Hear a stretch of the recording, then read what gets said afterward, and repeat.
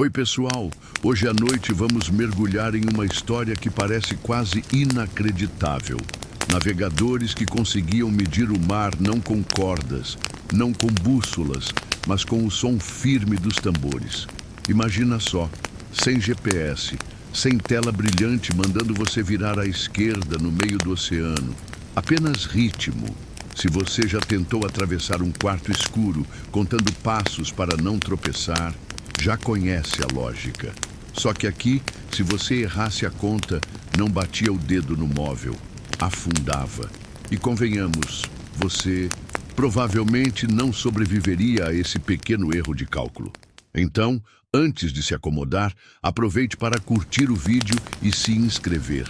Mas só se você realmente gostar do que eu faço aqui.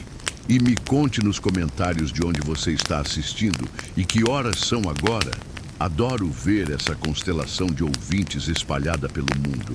Agora, abaixe as luzes, talvez ligue um ventilador para aquele zumbido suave de fundo e vamos juntos deslizar na jornada desta noite. Você caminha pela costa africana, o mar respirando em ondas suaves. O ar carrega o sal, misturado com o cheiro doce das palmeiras próximas. A lua baixa se derrama prateada sobre a água e ao longe você ouve tum, pausa, tum, tum. O som viaja mais longe que os olhos alcançam. Um grupo de navegadores se reúne perto das canoas escavadas em troncos, pintadas com padrões que brilham sob a luz da fogueira. Eles não estão tocando para dançar, estão tocando para navegar. A primeira impressão é a calma. Medir o oceano com tambores parece, para eles, tão comum quanto olhar a previsão do tempo no celular. Mas aquilo não é improviso, é ciência, memória e tradição. Você se senta na areia, sentindo os grãos grudarem nos pés, e um marinheiro de rosto marcado pelo tempo explica: cada batida tem um sentido. Um padrão indica que a costa se curva, outro avisa sobre águas rasas, outro marca a passagem segura até o ponto de pesca. É um código vivo, transmitido como um coração que pulsa de mestre para aprendiz. E aqui vai um fato histórico, amplamente conhecido. As rotas costeiras africanas fervilhavam séculos antes de os europeus chegarem. Ouro, sal, marfim. Tudo circulava por redes que conectavam rios interiores a portos oceânicos. O tambor não era só para rituais ou danças, era logística. Imagine a entrega rápida de hoje, mas em canoas e com batidas rítmicas como guia sonoro.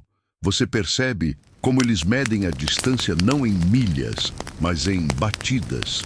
Remar até ouvir o eco duplo voltar da falésia significa que você está a 3 enseadas da aldeia.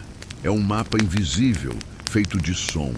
E os historiadores ainda discutem se esses métodos foram padronizados entre regiões ou se cada comunidade costeira guardava sua própria playlist secreta. O cheiro de peixe defumado mistura-se ao vento salgado. Um dos navegadores se inclina sobre o tambor, a pele esticada sobre madeira cavada. O som é grave, ressoa no corpo como um subwoofer de show. Só que aqui ninguém reclama do volume. Pelo contrário, quanto mais longe o som viaja, melhor. Algumas batidas são projetadas para cruzar quilômetros de mar, atravessando névoa e vento. Outras são mais discretas, apenas para os companheiros de canoa ao lado. Um velho marinheiro sorri e compartilha um truque.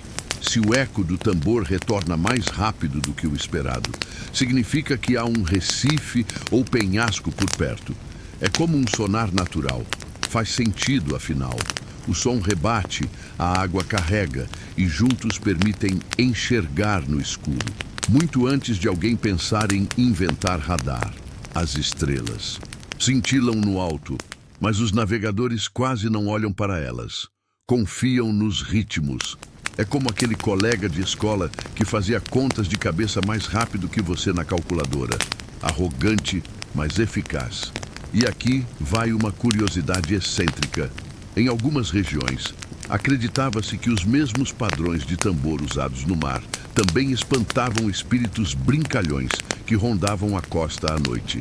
Então, Enquanto parte do cérebro fazia cálculos de eco, a outra parte pensava: ótimo, e talvez isso ainda afaste o fantasma que vive roubando bananas da cabana. A noite se aprofunda, a fogueira estala abaixo. As batidas diminuem, depois voltam a crescer, embalando seu corpo no mesmo compasso. É como se o tambor fosse um metrônomo da respiração. Você flutua entre vigília e sonho, levado pelo som através de uma costa que está apenas começando a revelar seus segredos. Você permanece sentado na areia, ouvindo os ecos dos tambores que ainda se espalham pela noite. Aos poucos, começa a perceber que esses ritmos não são apenas guias práticos, são mapas sonoros, desenhados no ar. Cada batida cria uma linha invisível que atravessa o espaço. O mar se transforma num enorme quadro negro e o tambor é o giz que escreve coordenadas de um jeito que só os navegadores entendem. Enquanto o vento sopra, um jovem marinheiro bate um ritmo diferente.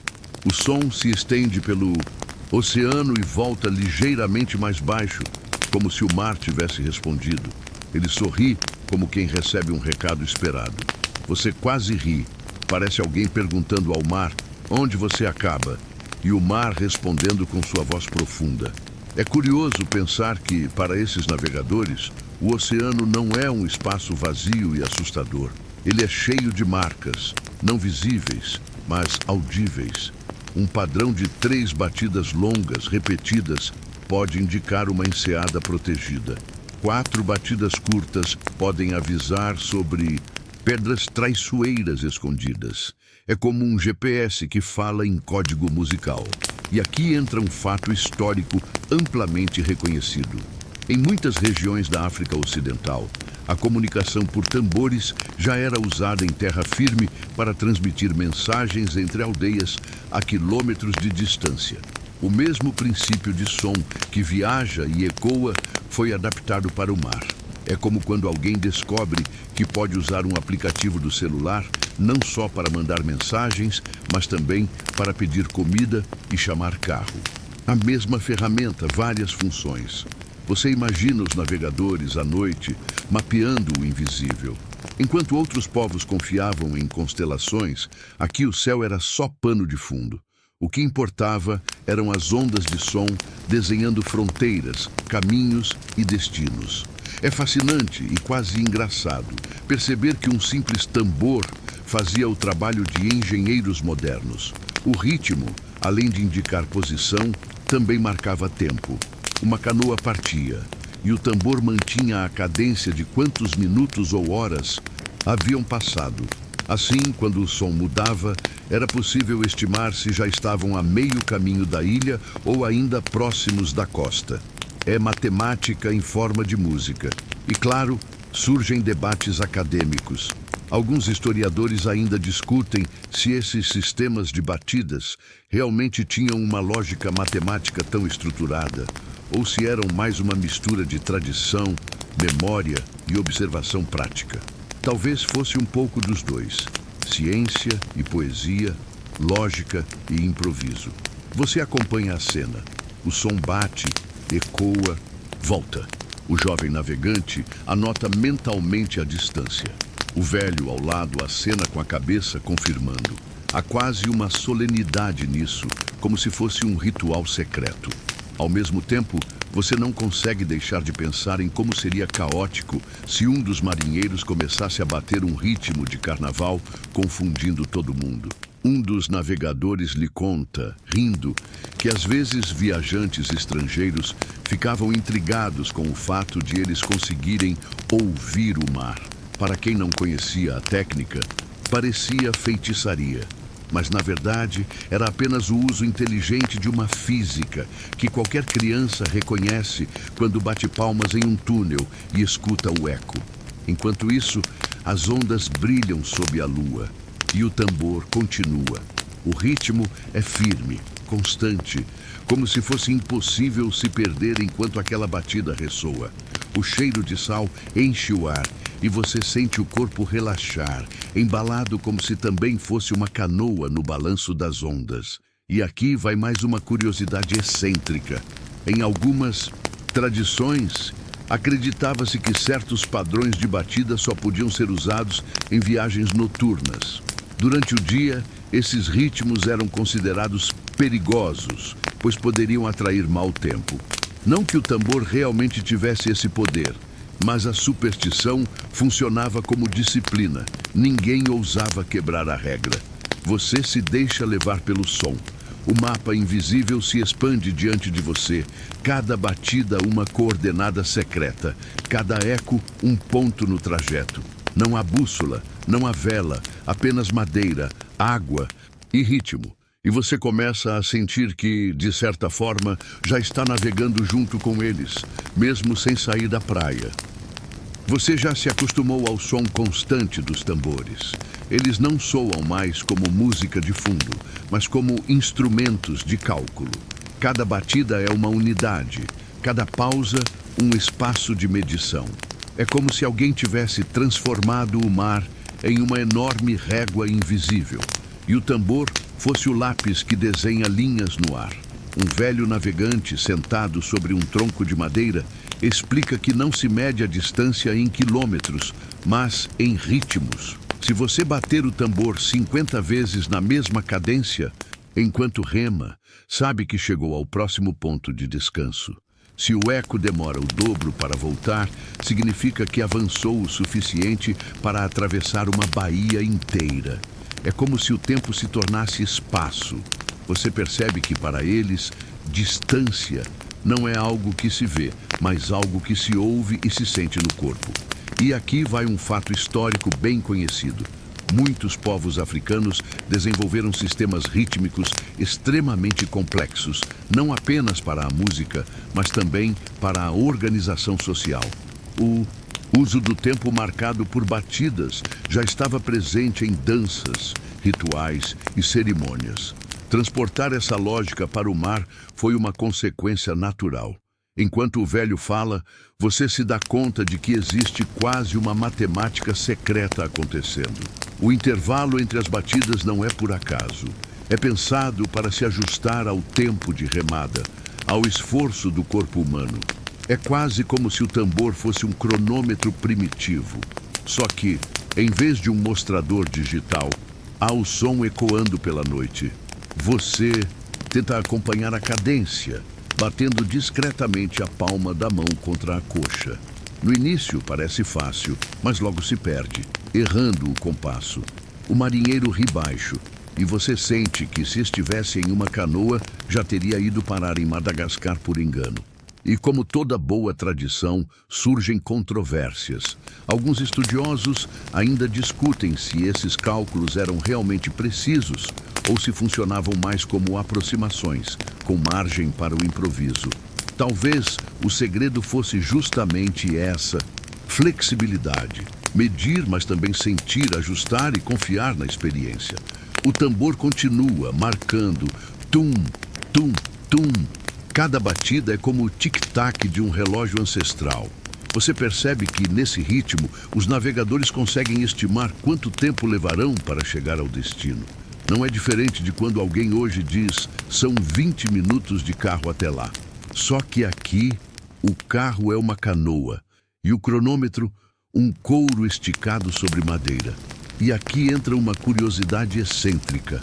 Em algumas aldeias, acreditava-se que crianças muito pequenas não podiam ouvir certos ritmos de navegação, porque estragaria sua percepção do tempo.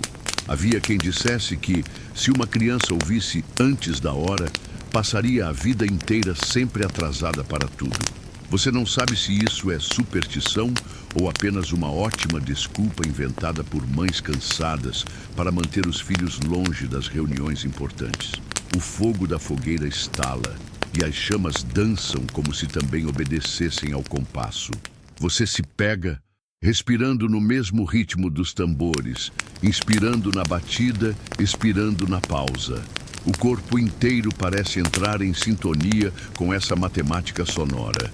É relaxante, hipnótico, quase perigoso se você estivesse realmente no meio do oceano. Um jovem navegante mostra como combina duas batidas diferentes para marcar trajetos mais longos. É como somar distâncias em blocos de tempo. Você pensa em metrônomos, em relógios, em cronômetros de corrida.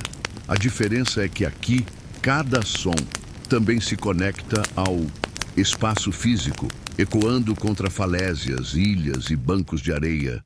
O mar responde ao tambor, e o tambor responde ao mar. Enquanto isso, os mais velhos observam, corrigindo, rindo quando alguém erra, mas também ensinando pacientemente. Você nota que não é apenas cálculo, mas uma forma de disciplina coletiva. Sem o ritmo, cada canoa se perderia por conta própria. Com o tambor, todos remam como se fossem um único corpo. Você quase cochila ao som repetitivo. E no meio da sonolência, pensa: se eu tivesse usado tambores em vez de cronômetro nas aulas de matemática, talvez tivesse gostado mais da escola. A fogueira vai se apagando devagar e você segue ouvindo o compasso dos tambores se espalhando pela costa.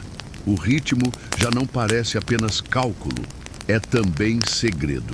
Você percebe que há camadas escondidas nessas batidas, mensagens que não foram feitas para todos os ouvidos. Um dos navegadores se aproxima, com o rosto iluminado pela lua. Ele conta que os mesmos ritmos que ajudam a medir o mar também podem ser usados para mandar recados entre aldeias. O mesmo som que avisa sobre um recife pode, em outro contexto, significar voltem para casa ou estranhos se aproximam. É como se cada batida fosse uma senha de acesso, compreendida apenas por quem faz parte da rede. E aqui entra um fato histórico. Muitos povos africanos realmente usaram os tambores como sistemas de comunicação de longa distância, a ponto de viajantes estrangeiros ficarem intrigados com a velocidade das mensagens. Antes de telégrafo ou telefone, já havia um código pulsando no ar. Transportar isso para o mar foi apenas uma extensão lógica. Enquanto você pensa nisso, um dos mais jovens conta uma história engraçada. Certa vez, um mercador estrangeiro tentou imitar os tambores, achando que era só bater forte e rápido. Acabou enviando uma mensagem que, traduzida, dizia algo como: cabra perdida está cantando no telhado. Até hoje, os navegadores riem, lembrando da cara confusa do homem quando ninguém apareceu para negociar. Mas não era só diversão. Os tambores no mar podiam confundir invasores, mercadores indesejados ou mesmo outros navegadores que não faziam parte daquela tradição. O mar, que para estranhos parecia aberto e vulnerável, era, na verdade, um território protegido por um código invisível. É como se a própria paisagem tivesse senha de Wi-Fi e só os locais soubessem a senha. E claro, há debates acadêmicos sobre isso. Alguns historiadores ainda discutem se os tambores eram usados de forma estratégica contra estrangeiros ou se essa foi uma interpretação posterior, exagerada pelos relatos de viajantes. O certo é que os sons tinham múltiplos sentidos, e parte da função era, sim, proteger segredos. Você sente a brisa da noite ficando mais fresca, trazendo consigo o cheiro de folhas úmidas da mata atrás da praia. Um dos navegadores lhe explica que os ritmos do mar eram diferentes dos da selva. Na floresta, os ecos eram mais curtos, abafados pelas árvores. No mar, o som corria solto, livre, como se tivesse asas. Para eles, dominar os dois ambientes era essencial: navegar na água e sobreviver em terra. E aqui vai uma curiosidade excêntrica. Havia aldeias onde certas mensagens eram deliberadamente inventadas para enganar ou assustar forasteiros. Uma batida podia soar como instrução de navegação, mas na verdade significava: não acredite nisso. Uma espécie de trollagem ancestral. Você imagina os navegadores rindo baixinho, vendo um intruso remar para o lado errado, convencido de que tinha decifrado o mistério. O tambor soa novamente, firme, e você sente que já não consegue distinguir quando o som é navegação e quando é comunicação. O mar e a selva parecem conversar entre si, como velhos cúmplices. E no meio dessa rede de ritmos, cada viajante local sabe exatamente onde está, para onde ir e até quem está por perto. Você se pega pensando que na vida moderna, todos nós dependemos de senhas, sinais, códigos, mas quase sempre invisíveis, digitais. Aqui, os códigos são palpáveis, ressoam no corpo. Você poderia fechar os olhos e ainda assim sentir o caminho. A noite segue e você se deixa levar pela sensação de que o mundo inteiro, naquele instante, cabe dentro de um tambor. Cada batida é um segredo compartilhado. Cada eco um lembrete de que o mar nunca é mudo. Ele sempre responde para quem sabe escutar. A noite avança e você continua acompanhando os navegadores. As ondas batem mansas, como se o mar inteiro estivesse prestando atenção ao diálogo dos tambores. Só que agora você percebe outra dimensão. Não são apenas africanos ouvindo. Nas histórias contadas em volta da fogueira, aparecem estrangeiros que, séculos atrás, se depararam com esse sistema e não souberam o que pensar. Um dos anciãos recorda que mercadores árabes, acostumados a navegar pelo Índico, guiados por estrelas e ventos, ficaram intrigados ao ver africanos confiando em ritmos de tambor. Alguns acharam fascinante, descrevendo aquilo como uma linguagem secreta das águas. Outros, porém, zombaram, achando que era superstição sem lógica. É curioso como a reação varia. Aquilo que parece genial para uns soa absurdo para outros. E aqui vai um fato histórico. Viajantes árabes e europeus de fato relataram práticas culturais africanas com um olhar muitas vezes parcial. Alguns reconheciam a sofisticação dos sistemas locais. Outros, presos aos próprios preconceitos, descreviam como algo primitivo. É um lembrete de como o choque cultural molda a narrativa. Um dos jovens navegadores ri ao contar que um explorador europeu certa vez tentou registrar o ritmo dos tambores em papel como se fosse partitura musical. O problema é que os sons mudavam dependendo da geografia, do vento e até do humor dos tocadores. O resultado foi uma espécie de partitura inútil que, quando tocada de volta na Europa, não fazia sentido algum. Você quase consegue imaginar o músico europeu batendo numa mesa, confuso, enquanto os africanos gargalhavam da tentativa. Há também histórias de espanto. Um cronista árabe descreveu que, ao se aproximar de uma vila costeira, ouviu tambores que pareciam cercar o navio. Para ele, foi como se o mar inteiro tivesse ganhado voz, guiando a embarcação sem que ele soubesse para onde. Claro, para os navegadores locais, era apenas uma forma de comunicação, talvez até para observá-lo à distância. Mas no relato escrito, a experiência virou quase mágica. E aqui surge o debate acadêmico. Historiadores ainda discutem se esses encontros realmente registraram técnicas de navegação ou se parte da confusão veio de mal-entendidos culturais. Afinal, quem não domina o código pode facilmente transformar ciência em feitiçaria. O vento sopra mais forte e você sente o cheiro de maresia se intensificar. Um dos navegadores lhe explica que na época das grandes navegações, alguns estrangeiros tentaram adotar o uso dos tambores, mas sem contexto, sem tradição. Era como usar manual de instruções em língua que você não domina.